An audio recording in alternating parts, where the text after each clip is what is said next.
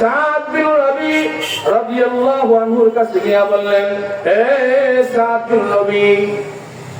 সাদ বিন রবি বলল, আমি এখন মৃত্যু শয্যায় শায়িত, আমি ভালো আছি, আমি জান্নাতের ঘ্রাণ পাইতেছি।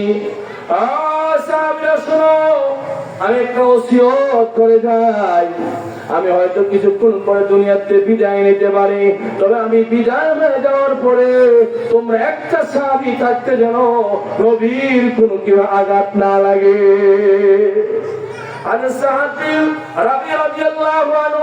ওই সাহাবীকে বললেন যে তুমি নবীর কাছে গিয়া বলবা আমি জান্নাতের ঘ্রাণ পাইতেছি, আর আমার গোত্র আমার কওম আনসারদেরকে গিয়া বলবা যে তারা জীবিত থাকতে যেন আমার নবীর কিছু না হয়। সাদ বিন নবী রাদিয়াল্লাহু আনহু শহীদ হয়ে গেলেন, কিন্তু শহীদ হয়ে যাওয়ার আগে নিজের জীবন রক্ষার জন্য কোনো আফসোস করে নাই, আকাঙ্ক্ষা করে নাই, নবীর জীবন রক্ষার জন্য আফসোস করে গেছেন এবং সাহাবীদেরকে ওসিয়ত করে গেছেন যে আমি দুনিয়াতে বিদায় হয়ে যাওয়ার পরে যেন আমার নবীর কোনো কিছু না হয়। এইভাবে সাহাবায়ে কেরাম নবীজিকে ভালোবেসেছেন প্রাণের চেয়ে বেশি, জীবনের চেয়ে বেশি, পিতা মাতার চেয়ে বেশি।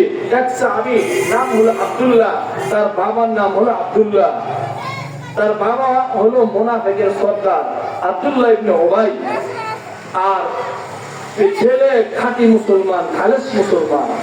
আব্দুল্লাহ একবার নবীর কাছে গিয়ে বলেন, ইয়া রাসূলুল্লাহ, আমার বাবা আব্দুল্লাহ ইবনে উবাই আপনার সবচেয়ে বড় দুশমন আমি জানি, তো আপনি যদি অনুমতি দেন আমি নিজ হাতে আমার বাবার গর্দান উড়াই দেবো, আমার বাবাকে কতল করবো, আমি নবীর জন্য, নবীকে খুশি করার জন্য। নবী সাল্লাল্লাহু আলাইহি ওয়াসাল্লাম বললেন যে না, আমি নবীকে চাই না যে তুমি তোমার বাবারে নিজ হাতে হত্যা করবা, নবীজি নিষেধ করলেন। কিন্তু সাহাবী আব্দুল্লাহ বাবারে হত্যা করার জন্য নবীর মহব্বতে চাইছিল, নবী বাবার চেয়ে বেশি ভালোবাসে, কারণ বাবা ছিল কি আপনার মুনাফিকের সর্দার, বড় কাফের, বড় কাফের। ওমর রাদিয়াল্লাহু আনহু যখন খলিফা হইলেন, উনি তো খুব খুব নাম করা খলিফা ছিলেন, যার নাম শুনলে আপনার পৃথিবী থরথর করে কাঁপতো। ওমর রাদিয়াল্লাহু তাআলা আনহু ছিলেন এমন ঈমানদার মানুষ, এমন সাহসী মানুষ, যারে আল্লাহ তাআলা বেশি ভালোবাসতেন, যার জবান দিয়া আল্লাহ তাআলা যার মতের উপরে কোরআনের 21 জায়গায় আল্লাহ আয়াত নাযিল করছেন। ওমর রাদিয়াল্লাহু তাআলা আনহুর কথাকে আল্লাহ তাআলা এত ভালোবেসেছেন, এত পছন্দ করেছেন। ওমর রাদিয়াল্লাহু আনহু যখন খলিফা হইলেন, ইসলাম জয় হইল, তখন সাহাবীদের জন্য ওনার ভাতা নির্ধারণ করলেন, মাসিক ভাতা। যদি আজকে পুরো পৃথিবীতে ইসলাম কায়েম হইতো, পৃথিবীতে দুর্নীতি না হইতো, তাহলে প্রত্যেকটা মানুষ ভাতা পাইতেন। আজকে আমরা কাজ করতে আমেরিকা যাই, আমরা কাজ করতে ইতালি যাই, যদি দুর্নীতি না হইতো আমাদের দেশে ইতালি মানুষ এসে কাজ করতে আসতো, আমেরিকার মানুষ এসে কাজ করতে আসতো। আমেরিকা তো আগে এরকম ছিল না, ইতালি তো আগে এরকম ছিল না। তারা দুর্নীতি না কইরা, তারা দেশপ্রেম, দেশের জন্য ভালোবেসে তারা দায়িত্ব পালন করে, কাজ করে, মেহনত করে তারা পৃথিবীতে আজকে কি হয়েছে, অর্থনৈতিক ভাবে দাঁড়াইছে এবং তারা সামরিক ভাবে দাঁড়াইছে পৃথিবীতে। তারা এত নামি দামি হয়েছে, তারা দায়িত্ববোধ হইয়া, দায়িত্ব পালন কইরা। যেই কথাগুলো আমাদের নবীজি বলে গেছে, এইগুলো তারা অক্ষর অক্ষরে মানতেছে, এই জন্য তারা এত উন্নত হয়ে গেছে। আর আমরা মুসলমানরা মানি না, এই জন্য মুসলমানরা বাড়ির চলে যেতেছি, পাহাড় চলে যেতেছি, বেজ্জিত হইতেছি, নবীর কোনো কথা আমরা মানি না। আমরা শুধু খালি কি গজল গাইয়া আর কি আপনার মনে করেন রবিউল্লাহ বলে 12 তারিখ আইলে মিছিল দিয়ে দুই নবীর মহব্বত শেষ, এমনই শেষ। আর নবী সাল্লাল্লাহু আলাইহি ওয়াসাল্লাম যে আমাদেরকে মরণ পর্যন্ত, কিয়ামত পর্যন্ত প্রত্যেকটা কাজ কিভাবে করব তার দিক নির্দেশনা দিয়ে গেছেন, তার নিয়ম শিখায় দিয়ে গেছেন, ওই নিয়মের ধারদারি নাই, ওই নিয়মের কোনো খবরও নাই। তো নবী সাল্লাল্লাহু আলাইহি ওয়াসাল্লামকে সাহাবারা জীবনের চেয়ে বেশি ভালোবেসেছেন। ওমর রাদিয়াল্লাহু আনহু যখন খলিফা হইলেন, তখন ওমর রাদিয়াল্লাহু আনহু সাহাবীদের মধ্যে ভাতা বন্টন করলেন। প্রত্যেক সাহাবীদের জন্য এক সাহাবী হযরত ওসামা রাদিয়াল্লাহু আনহু, ওসামা বিন যায়েদ রাদিয়াল্লাহু আনহু, তার জন্য ভাতা নির্ধারণ করলেন 3500 দিরহাম। আর ওমরের ছেলের জন্য ভাতা নির্ধারণ করলেন 3000 দিরহাম। যুক্তি তো আসতেছে সমান সমান হওয়া, কিন্তু ওমর নিজের ছেলের জন্য ভাতা নির্ধারণ করলেন কত বললেন? 3000 দিরহাম। আর ওসামা বিন যায়েদ রাদিয়াল্লাহু আনহু আরেক সাহাবী, তার জন্য ভাতা নির্ধারণ করলেন 3500 দিরহাম। তো ওমরের ছেলে নাম হলো আব্দুল্লাহ। আব্দুল্লাহ গিয়ে বলে, আব্বা, ওসামা তো আমার চেয়ে বেশি জিহাদ করে নাই, আমার চেয়ে বেশি ইসলামে তার কোনো অবদান নেই, তো তারা কেন 500 দিরহাম বাড়ায় দেন, আমার কেন কম দেন? হযরত ওমর রাদিয়াল্লাহু আনহু বলেন, আসারতু হিব্বা রাসূলিল্লাহ আলা হিব্বি। হে আমার ছেলে আব্দুল্লাহ, ওসামা নবীজির পালক পুত্র যায়েদ রাদিয়াল্লাহু আনহুর ছেলে নাতি, নবীজির পালক পুত্রের নাতি হযরত ওসামাকে নবীজি আমার ছেলে তোমার চেয়ে বেশি ভালোবাসতো, এইজন্য নবীর ভালোবাসাটাকে আমার ভালোবাসার চেয়ে বেশি আমি মূল্যায়ন করলাম, কারণ আমার ছেলেকে আমি বেশি ভালোবাসি, কিন্তু নবী তো ভালোবাসছে ওসামাকে বেশি, এই জন্য আমি 500 দিরহাম বেশি দিলাম, যে নবীর ভালোবাসাটাকে আমি দাম দিলাম, নবীর ভালোবাসাটাকে আমি মূল্যায়ন করলাম আমার ভালোবাসার উপরে। এইভাবে সাহাবায়ে কেরাম প্রত্যেকটা পদে পদে নবীজিকে ভালোবাসতেন। নবীজি দুনিয়াতে চলে যাওয়ার পরে সাহাবীরা নবীজির নাম নিলেই কাঁদতেন। হযরতে ইবনে ওমর রাদিয়াল্লাহু আনহুর নাতি বলতেছেন যে আমার দাদা আব্দুল্লাহ ইবনে ওমর রাদিয়াল্লাহু আনহু যখনই কানা যাকির রাসূলুল্লাহ সাল্লাল্লাহু আলাইহি ওয়াসাল্লাম তাবকিয়ানে, যখনই নবীর কথা উনি কি করতেন, আলোচনা করতেন, তখনই উনি কাঁদতেন। এইভাবে সাহাবায়ে কেরাম নবী সাল্লাল্লাহু আলাইহি ওয়াসাল্লামকে মুহাব্বত করতেন, ভালোবাসতেন। নবীর ভালোবাসা ছাড়া কেউ ঈমানদার হতে পারবে না। নবী সাল্লাল্লাহু আলাইহি ওয়াসাল্লাম মুহাব্বত ঈমানদার হওয়ার জন্য শর্ত, প্রত্যেকের কি শর্ত। তবে নবীর মুহাব্বত কাকে বলে, এই জিনিসটাই আসলে আমরা বোঝা দরকার সবাই। নবীর মুহাব্বত কাকে বলে, কিভাবে নবীর মুহাব্বত করলে আমরা নবীর সাথে জান্নাতে থাকতে পারবো, এটাও নবী সাল্লাল্লাহু আলাইহি ওয়াসাল্লাম আমাদেরকে বুঝায় গেছে, আমাদেরকে শিখায় গেছে। قال رسول الله صلى الله عليه وسلم من أحب سنتي فقد أحبني ومن أحبني كان معي في الجنة। আল্লাহ নবী বলেন, যার ভিতরে আমি নবীর তরিকার মুহাব্বত এসে গেল, আমি নবীর সুন্নতের মুহাব্বত এসে গেল, ফাকাত আহাব্বানি, তার ভিতরে আমি নবীর মুহাব্বত এসে গেল। ওমান আহাব্বানি কানা মাই ফিল জান্নাহ, আর যার ভিতরে আমি নবীর মুহাব্বত এসে গেল, ওই লোকটা আমার সাথে জান্নাতে থাকতে পারবে। এই হাদিসে প্রমাণ করে নবীকে মুহাব্বত করার পদ্ধতি হলো নবী সাল্লাল্লাহু আলাইহি ওয়াসাল্লামের তরিকা মোতাবেক চলা, নবী সাল্লাল্লাহু আলাইহি ওয়াসাল্লামের তরিকাকে মুহাব্বত করা।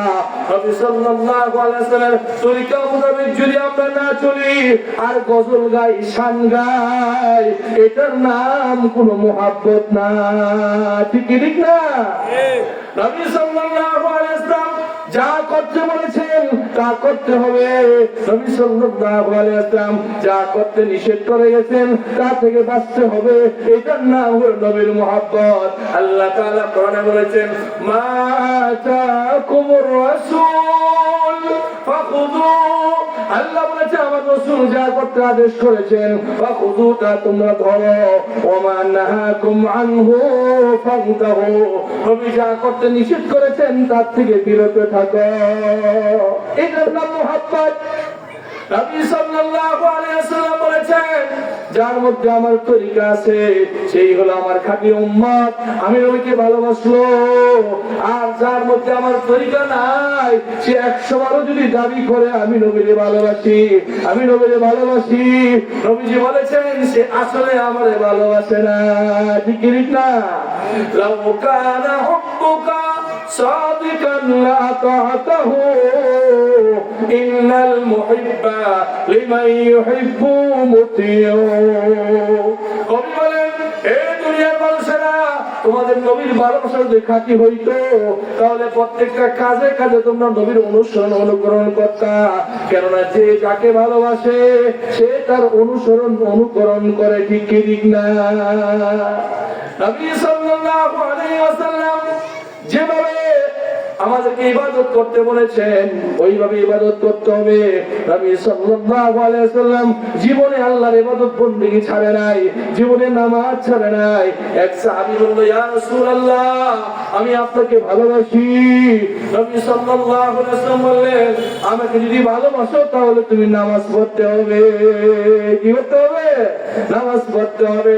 এই সাহাবী আমার তরিকা বাদ দিয়া যে নামাজ রোজা করে না, হালাল হারাম অনুযায়ী চলে না, যে পর্দা বসিদা মানে না, যে সুদ ঘুষ অনুযায়ী চলে, সুদ ঘুষ ছাড়ে না, যে শিরক বিদআত করে, ওই লোকটা যতই বলুক না কেন আমি নবীর মহব্বত করি, নবীর মহব্বত করি, নবী বলেন না না, সে কখনো আমাকে মহব্বত করে না।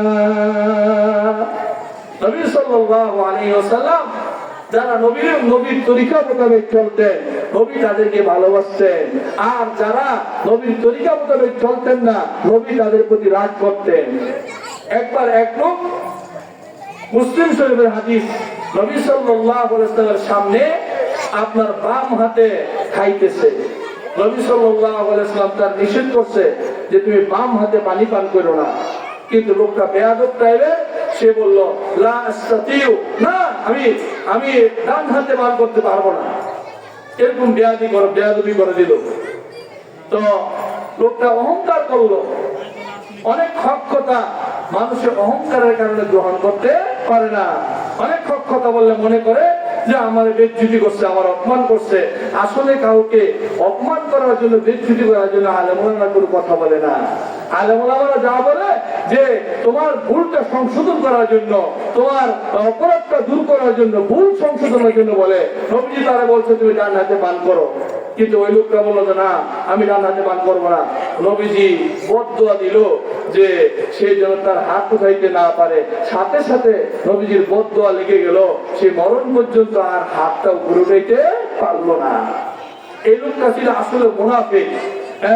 সে নবীর কথা মানলো না, নবীর তরিকা মোতাবেক সে চলে নাই, এই জন্য নবীজি তার প্রতি কি হইলো? রাগ করলো। তো যারা নবীর তরিকা মোতাবেক চলে না, না নামাজ রোজা করে না, পর্দা পশিরা মানে না, হালাল অনুযায়ী চলে না, আপনার সুদ ঘুষ থেকে বাঁচে না, বদদিনী কাজ, গুনাহের কাজ, নাফরমানি কাজ থেকে বাঁচে না, মুখে মুখে দাবি করে আমি নবীরে ভালোবাসি, আমি নবীরে ভালোবাসি, এটা কখনো নবীর ভালোবাসা হতে পারে না। এটার নাম খাঁটি মহব্বত না। খাঁটি মহব্বত হলো আমার প্রত্যেকটা কাজ সুন্নত তরিকা করতে হবে। নবী যেমনি মসজিদে প্রবেশ করতে, এমনি মসজিদে প্রবেশ করতে হবে। নবীজি বলছে মসজিদে প্রবেশ করার সময় ডান পা দিয়ে প্রবেশ করো, মসজিদে প্রবেশ করার সময় কি করো? নবীজির নামে দুরূদ শরীফ পড়ো, এরপরে আল্লাহর প্রশংসা করো, এরপরে মসজিদে প্রবেশ দোয়া পড়ো। এইগুলিকে একসাথে এইভাবে বলা যায়, বিসমিল্লাহি ওয়াস সালাতু ওয়াস সালামু আলা রাসূলিল্লাহ, আল্লাহুম্মা ইফতাহ লি আবওয়াব রাহমাতিক। এবং মসজিদে গিয়ে ইতিকাফের নিয়ত করো। এই মসজিদে ঢুকায় নবীজি কিভাবে ঢুকতে হবে এটা আমাদেরকে শিখায় গেছেন। মসজিদ থেকে কিভাবে বের হতে হবে এটা আমাদেরকে শিখায় গেছেন। আমাদের আকাবেররা বলেন, মুরব্বীরা বলেন, এমন কিছু সুন্নত আছে এইগুলো যদি মানুষ আমল করে তার গোটা নবীজির বাকি সব সুন্নতের উপরে আমল করা সহজ হয়ে যায়। এক নম্বর হলো প্রত্যেক কাজের আগে বিসমিল্লাহ বলা। কি বলা? প্রত্যেক কাজের আগে বিসমিল্লাহ বলা। قال رسول الله صلى الله عليه وسلم كل أمر ذي بال لم يبدأ فيه بسم الله فهو أخطأ। আল্লাহ নবী বলেছেন সেই কাজের মধ্যে বিসমিল্লাহ বলা হয় না, ওই কাজের মধ্যে কোনো বরকত হয় না। এজন্য প্রত্যেকটা কাজের আগে আমরা কি করতে হবে? বিসমিল্লাহির রহমানির রহিম বলে আরম্ভ করতে হবে। নবীজি বলেন আফসুস সালাম, বেশি বেশি সালাম দাও, এবং প্রত্যেক ভালো কাজে ডানকে ব্যবহার করো, এবং প্রত্যেক নিম্নমানের কাজে বামকে ব্যবহার করো।